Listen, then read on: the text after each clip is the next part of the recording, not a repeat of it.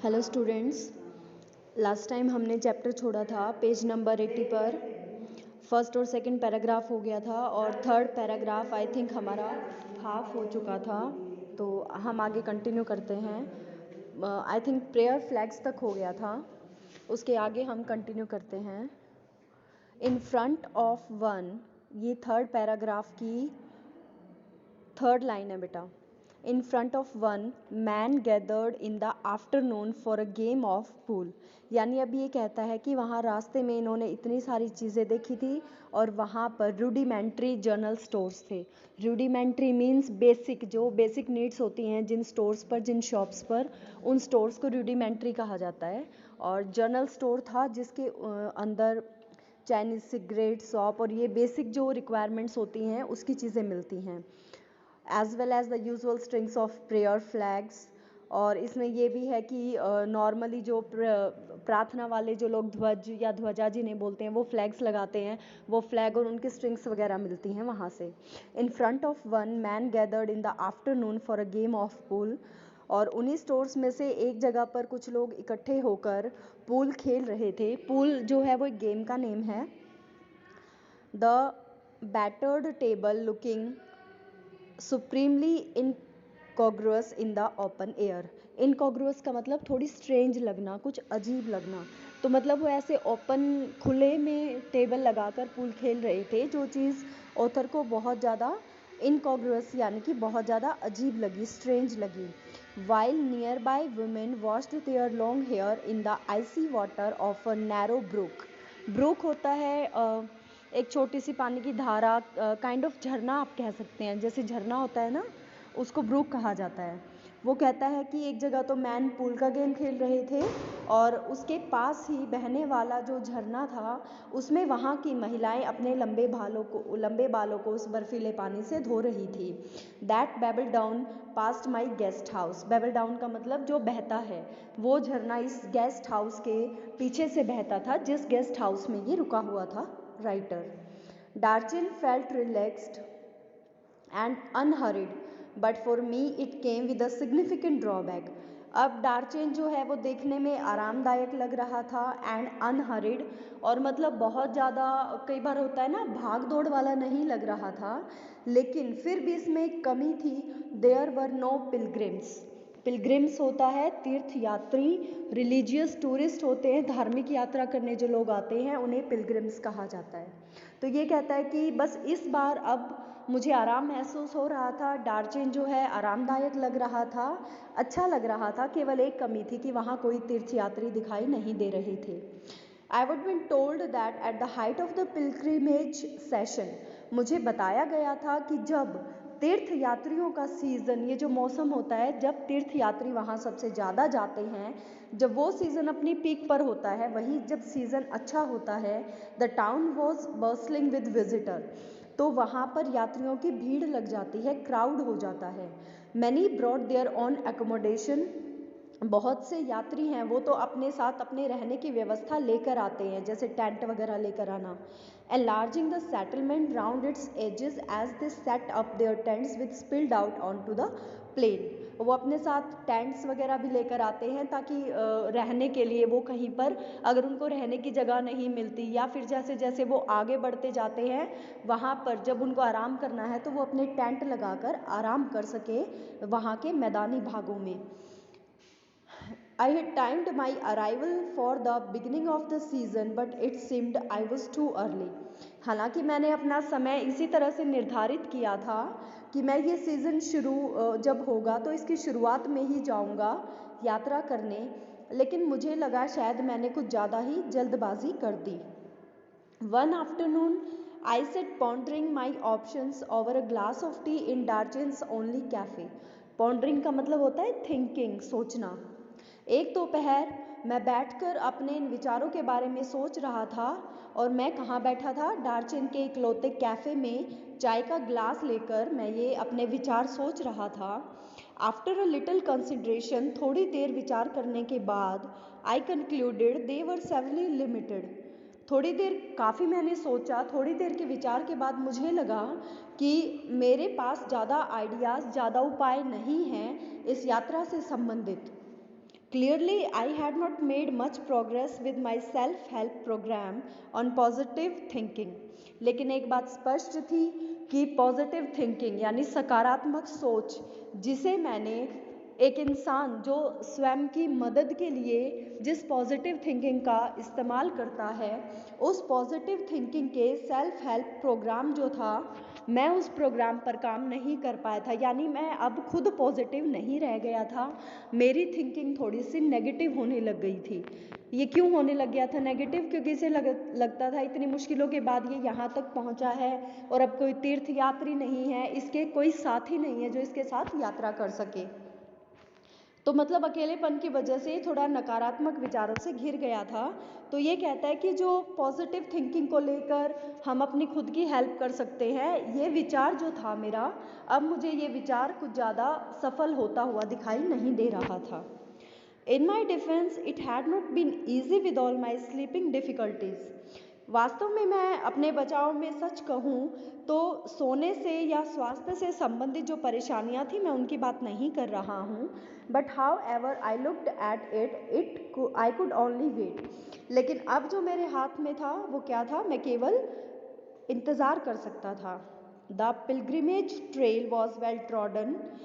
तीर्थ यात्रा वाला जो रास्ता था जिस पर परिक्रमा की जाती है, कोरा किया जाता है, वो रास्ता जो था उस पर बहुत से यात्री मुझसे पहले भी आ जा चुके थे। वेल ट्रोडन मतलब जिस रास्ते का बहुत ज़्यादा बार इस्तेमाल किया जा चुका है। But I didn't fancy doing it alone. लेकिन मैं सच कहूँ तो मैं इस रास्ते पर अकेला यात्रा नहीं करना चाहता था। The kora was seasonal because parts of the route were liable to blockage by snow. Kora जो है वो सीजनल होता है, यानी एक खास मौसम होता है जिसमें परिक्रमा की जाती है, क्योंकि उस मौसम के अलावा अगर वहाँ कोई जाता है तो उस समय बेटा कई बार वो स्नो से रास्ते ब्लॉक हो जाते हैं बर्फ़ की वजह से। तो ये वही कह रहा है, इसलिए कोरा सीजनल होता है, मौसम के अनुकूल होता है, क्योंकि इसके सभी जो रास्ते हैं बाद में वो बर्फ़ से बंद हो जाते हैं। I had no idea whether or not the snow had cleared. मुझे बिल्कुल भी आइडिया नहीं था कि रास्ते में से बर्फ़ हटा दी गई है या नहीं। But I was not encouraged by the chunks of dirty ice that still clung to the banks of Darchen's brook. लेकिन डार्चेन में जो ये बहने वाला झरना था, या इस झरने के किनारे जो गंदी बर्फ़ पड़ी हुई थी, स्नो काफ़ी टाइम तक जैसे बेटा पड़ी रहती है तो डस्ट की वजह से, पोल्यूशन की वजह से, जो व्हीकल आते जाते हैं उनके धुएं की वजह से वो आइस बहुत गंदी हो जाती है, वो स्नो। तो ये कहता है कि डार्चेन का जो झरना था उसके दोनों किनारों पर, उसके साइड में जो बर्फ़ जमा थी वो बहुत गंदी हो गई थी, और उसको देखकर भी मेरा आगे बढ़ने का मन नहीं कर रहा था, उस गंदी बर्फ़ को देखकर। Since Saturn had left, I had not come across anyone in Darchain with enough English to answer even this most basic question. अब सैटर्न मुझे छोड़कर जा चुका था, इसलिए मेरे पास और कोई नहीं था डार्चिन में जो कि अच्छे से इंग्लिश जानता हो और जो मेरे इस छोटे से सवाल का जवाब दे सके, क्योंकि वहाँ के तिब्बतन पीपल थे और कोई टूरिस्ट वहाँ पर था नहीं जो कोई इंग्लिश समझता हो। तिब्बतन पीपल थे जिनमें से सेटन जो टूरिस्ट गाइड था वो इंग्लिश जानता था, लेकिन वो जा चुका था। अब थोड़ी इसको लैंग्वेज प्रॉब्लम भी फील हो रही थी ऑथर को, क्योंकि ऑथर को केवल इंग्लिश आती थी। Until that is I met नॉर्बो। ऐसी समस्या तब तक रही, लैंग्वेज से संबंधित, भाषा इंग्लिश भाषा से संबंधित ये समस्या तब तक रही जब तक मैं नॉर्बो से नहीं मिला। नॉर्बो नामक एक व्यक्ति है जो आगे इसकी हेल्प करेगा, मतलब इसको एक साथी मिल जाएगा ऑथर को। The cafe was small dark and cavernous. जो कैफ़े था डार्चेन का इकलौता कैफ़े, वो छोटा था, उसके अंदर थोड़ा अंधेरा था और वो एक गुफा जैसे आकार का था, यानी वो जैसे एक गुफा होती है ना, आगे से सेमी सर्कल जैसा उसका एंट्रेंस होती है, उसके अंदर जाते हैं तो थोड़ा अंधेरा होता है, वो बिल्कुल ऐसा कैफ़े था देखने में। With a long metal stove that run down the middle. और उसके अंदर एक बड़ा सा मेटल का यानी धातु का स्टोव या चूल्हा था, धातु का, जो उसके बीचों बीच रखा गया था और जल रहा था। The walls and ceilings were wrapped in sheets of multi coloured plastic. और उसकी दीवारें, उस गुफा के अंदर जो दीवारें थी और छत थी अंदर की तरफ, उन पर अलग अलग रंगों का जो प्लास्टिक था वो लगाया गया था। रैप्ड का मतलब यहाँ पर है थोड़ा ट्विस्ट करके, मोड़ कर, घुमा कर वो रंग बिरंगा प्लास्टिक उन पर लगाया गया था। ऑफ द स्ट्रिप्ड वैरायटी, अलग अलग किस्म का प्लास्टिक, अलग अलग प्लास्टिक की स्ट्रिप लगाई गई थी। ब्रॉड ब्लू, बड़े से नीले रंग की, लाल रंग की और सफ़ेद रंग की स्ट्रिप्स यानी पट्टियाँ लगाई गई थी प्लास्टिक की। That is made into stout voluminous shopping bag sold all over China. और वो जो प्लास्टिक है वहाँ पर लगाया गया था और इसके अंदर ये भी दिखा रखा है कि ये जो प्लास्टिक है ये बहुत ज़्यादा मात्रा में चाइना में बनता है। ठीक है, तो that is made into stout voluminous shopping bags sold over all over China का मतलब है कि चाइना में बनता है और चाइना में बहुत ज़्यादा शॉपिंग होती है इस प्लास्टिक की। वॉल्यूमिनस बड़े बड़े शॉपिंग बैग्स बनाए जाते हैं इस प्लास्टिक के, मतलब अलग अलग तरह की चीज़ें बनाई जाती हैं। And in many other countries of Asia as well as Europe, और ज़्यादातर जो ये प्लास्टिक बनाया जाता है ये एशिया के कई दूसरे देशों में भी बनाया जाता है और यूरोपियन कंट्रीज़ में भी बनाया जाता है। As such, plastic must rate as one of the China's most successful exports along the Silk Road today. आज के दिन में भी अगर बात करें तो चाइना में ये जो प्लास्टिक बनता है, चाइना में सबसे ज़्यादा प्लास्टिक बनता है और बहुत ज़्यादा प्लास्टिक चाइना से एक्सपोर्ट किया जाता है, निर्यात किया जाता है इसी सिल्क रोड के रूट से, इसी रोड के माध्यम से। The cafe had a single window beside which I had taken up position so that I could see the pages of my notebook. वो जो कैफ़े था डार्चेन में, एक ही कैफ़े था और उसमें एक ही खिड़की थी। उस खिड़की में वो जो ऑथर था वो बैठ जाता है और इस स्थिति में बैठता है कि वो अपनी बुक जो वो साथ लेकर गया था पढ़ने के लिए, वो उस खिड़की में से आती हुई रोशनी में उस किताब के पन्नों को पढ़ सके। I had also brought a novel with me to help pass the time. वो नॉवल, वो उपन्यास राइटर अपने साथ लेकर गया था ताकि खाली समय में अपना समय व्यतीत कर सके। Norbu saw my book when he came in and asked with a gesture if he could sit opposite me at my rickety table. Rickety table होती है जो फिक्स नहीं होती, अनस्टेबल होती है, हिलती रहती है, यानी अच्छी अवस्था में नहीं होती। तो ये कहता है कि जब कैफ़े के अंदर नॉर्बू आया तो उसने मुझे देखा, उसने मेरी किताब को देखा और उसने विनम्रता से मुझसे पूछा कि क्या वो मेरी उस हिलने वाली टेबल पर मेरे सामने बैठ सकता है। You English, he inquired. उसने मुझसे पूछा कि क्या आप इंग्लिश है। इंग्लिश मतलब क्या आप इंग्लैंड से बिलोंग करते हैं। जैसे इंडिया से इंडियन होते हैं, ब्रिटेन से ब्रिटिश होते हैं, वैसे इंग्लैंड से इंग्लिश है। ठीक है, यू इंग्लिश का मतलब ये नहीं है कि आप इंग्लिश लैंग्वेज हो, यहाँ इंग्लिश का मतलब है द पर्सन फ्रॉम इंग्लैंड। उसने पूछा क्या आप इंग्लैंड से हैं। After he had order T, और ये उसने मुझसे पूछा था जब वो चाय का ऑर्डर दे चुका था। I told him I was, मैंने बताया कि हाँ मैं इंग्लिश हूँ। And we struck up a conversation, और हमने बातचीत शुरू कर दी। I didn't think he was from those parts because he was wearing a wind cheater and metal rimmed spectacles of a western style. मैंने ऐसा नहीं सोचा था कि वो ऐसे किसी देश से होगा, मतलब तिब्बतन पीपल होगा। मुझे नहीं लगा था कि वो तिब्बतन पर्सन होगा क्योंकि उसने एक विंड चीटर पहना हुआ था, बहुत मोटा जो कोट होता है हवा को रोकने वाला। तो इससे लगा कि यहाँ के लोग तो यहाँ की हवाओं के हैबिचुअल हो जाते हैं, तो शायद इसको इतनी ठंड नहीं लगेगी इसने। लेकिन फिर भी जब वो देखता है कि इसने विंड चीटर पहना है और एक मेटल के फ्रेम का चश्मा लगा रखा है जो कि वेस्टर्न स्टाइल का है, तो उसको थोड़ा अजीब लगता है क्योंकि इसको लगा था कि ये तिब्बतन होगा, लेकिन उसके स्टाइल को देखकर इसे लगा कि शायद ये यहाँ से नहीं है। लेकिन वास्तव में उसने अपने बारे में बताया, he was Tibetan, he told me, वो तिब्बत से ही था, उसने मुझे बताया। But worked in Beijing at the Chinese academy of social sciences in the institute of ethnic literature. उसने मुझे बताया कि वैसे तो वो तिब्बत से ही संबंधित है, लेकिन वो Chinese academy of social science जो बीजिंग में स्थित है वहाँ काम करता है एथनिक लिटरेचर के इंस्टीट्यूट में।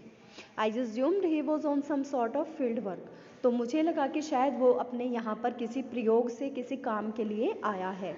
येस और नो ही सेड, उसने कहा हाँ भी और ना भी, मतलब मैं काम से भी आया हूँ और नहीं भी। वो ऐसा क्यों कहता है? क्योंकि एक तरह से उसका काम भी था वहाँ के बारे में रिसर्च करना, और दूसरा वो कोरा करने के लिए भी आया था। दोनों ही रीज़न थे। यानी वो अपनी दोनों चीज़ें बता देता है कि येस और no. He said I have come to do the kora. उसने बताया कि वो परिक्रमा करने आया है। माई हर्ट जम्प्ड, मेरा मन खुशी से उछल पड़ा, क्योंकि इसको एक साथी मिल गया था परिक्रमा करने के लिए। Norbu had been writing academic papers about the Kailash Kora and its importance in various works of Buddhist literature for many years. अपनी रिसर्च के लिए वो कैलाश कोरा यानी कैलाश की परिक्रमा के बारे में जानकारी इकट्ठी करके नोरबू जो है पेपर यानी निबंध लिख रहा था। और इस कैलाश कोरा, कैलाश की परिक्रमा की क्या इम्पोर्टेंस है, इसका क्या महत्व है बौद्ध साहित्य में, कई सालों से वो इसकी रिसर्च कर रहा था। He told me, उसने मुझे बताया, but he had never actually done it himself. और उसने ये भी बताया कि वो इस पर रिसर्च कर रहा है, लेकिन अब तक ये कोरा, ये परिक्रमा उसने खुद नहीं की है। When the time came for me to tell him what brought me to Darchain, his eyes lit up. और जब मैंने उसे बताया कि मैं वहाँ डार्चेन में किस लिए आया हूँ, यानी जब ये बताता है कि मैं भी कोरा करने आया हूँ, तो उसकी आंखें भी चमक उठती हैं। We could be a team, he said excitedly. उसने उत्साहित होते हुए कहा कि फिर तो हम एक टीम बन सकते हैं, यानी हम दोनों मिलकर कोरा कर सकते हैं। Two academics who have escaped from the library. Academics मतलब ज़्यादा पढ़ने वाले लोग। वो कहता है कि हम जैसे ज़्यादा पढ़ने वाले दो लोग जो कि पुस्तकालय से किताबों के बीच में से बचकर निकल आए हैं।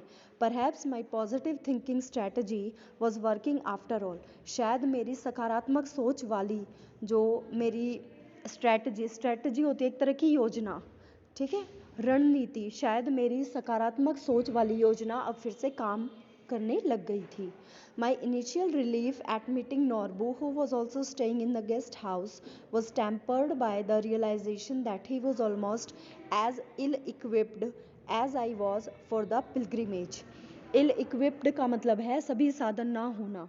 यानी सपोज़ कई बार हम किसी जगह पर चले जाते हैं जहाँ पर हमें कुछ पर्टिकुलर चीज़ों की बेसिक नीड होती है, लेकिन मान लो अगर हम वो चीज़ अपने साथ ना लेकर जाए और वो हमें वहाँ ना मिले, तो हम अपने आप को कहेंगे इल इक्विप्ड, यानी वो प्रॉपर वो साधन हमारे पास ना होना जिनकी हमें आवश्यकता है। तो ये कहता है कि जब मैं नोरबू से मिला था, राइटर कहता है कि जब मैं नोरबू से मिला तो ये जानकर भी मुझे थोड़ी सी राहत महसूस हुई थी मेरे गेस्ट हाउस में कि शायद इसके पास भी पर्याप्त साधन नहीं है मेरी तरह कोरा करने के लिए, डार्चेन में रहने के लिए। He kept telling me how fat he was. वो मुझे बताता रहता था कि वो कितना मोटा था and how hard it was going to be, और उसके लिए कितना मुश्किल होता है very high up, इतनी ऊंचाई पर चढ़ना। He kept reminding me so tiresome to walk. वो बार बार मुझे याद दिलाता था कि इतना ऊंचाई पर चढ़ना, इतना पैदल चलना कितना थका देता है। He wasn't really a practicing Buddhist. वो वास्तव में बौद्ध धर्म का पालन करने वाला अनुयायी नहीं था। इट ट्रांसपायर्ड, ये उसे देखकर मैं समझ गया था। But he had enthusiasm and he was of course Tibetan. लेकिन उसके अंदर बहुत ज़्यादा लगन थी और वास्तव में निसंदेह वो एक तिब्बत का व्यक्ति था।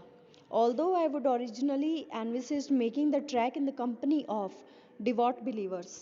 हालांकि वास्तव में शुरू में मैंने ये नहीं सोचा था कि मैं किसी ऐसे व्यक्ति के साथ कोरा करूँगा जो कि बौद्ध धर्म और इस परिक्रमा में बहुत ज़्यादा विश्वास करता है, जो बहुत गहरा भक्त होगा। मैंने ऐसा नहीं सोचा था। On reflection I decided that perhaps Norbu would turn out to be the ideal companion. लेकिन बाद में नोरबू को देखने के बाद, उसे जानने के बाद मुझे लगा शायद नोरबू मेरे लिए एक आदर्श साथी बन सकता है परिक्रमा करने के लिए।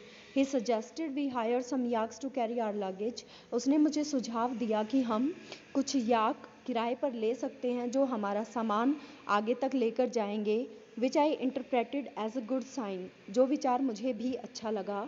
And he had no intention of prostrating himself. Prostrating होता है बेटा, कुछ लोगों को आपने किसी धार्मिक स्थान पर अगर आप गए हो तो लेटकर परिक्रमा करते हुए देखा होगा। किसी मंदिर या किसी जगह के चारों तरफ वो जैसे लेट जाते हैं, पहले उल्टे होकर लेटते हैं और जहाँ पर उनका हेड होता है फिर वो उस जगह पर पैर रख के खड़े होते हैं, फिर से लेट जाते हैं, फिर जहाँ आगे उनका हेड होता है उस पॉइंट पर वो खड़े हो जाते हैं, यानी इस तरह से परिक्रमा करने वाला लेट कर। और वास्तव में लेट कर परिक्रमा करने का उसका कोई इरादा नहीं था, नॉर बुका himself all round the mountain, पूरे पहाड़ के चारों तरफ। नॉट पॉसिबल ही क्राइड, वो चिल्लाया कि ऐसे परिक्रमा करना संभव नहीं है। Collapsing across the table in hysterical laughter, और ये बात कहते हुए कि मेरे लिए इस तरह लेट लेट कर परिक्रमा करना बिल्कुल भी संभव नहीं है, ये बात कहकर वो ज़ोर ज़ोर से हंसने लगा। और इस हंसी के प्रभाव की वजह से, मतलब कैसे हंसने लगा, उस टेबल पर एकदम से गिर कर, ऐसे लेट कर टेबल पे, और वो हंसने लगा। It was not his style, ये उसका तरीका नहीं था। And any his tummy was too big, और कुछ भी हो उसका पेट भी इतना बड़ा था कि उसके लिए लेट लेट कर परिक्रमा करते हुए चलना भी संभव नहीं था। तो students, this is all about the chapter silk road. आज आपके चैप्टर है, इसकी रीडिंग कंप्लीट हो चुकी है। फिर भी अगर किसी लाइन का, किसी वर्ड का मीनिंग आपको क्लियर ना हो, यू कैन आस्क मी। और जिस दिन ये हो जाएगा, सभी बच्चों को क्लियर हो गया बेटा, then I will ask, okay.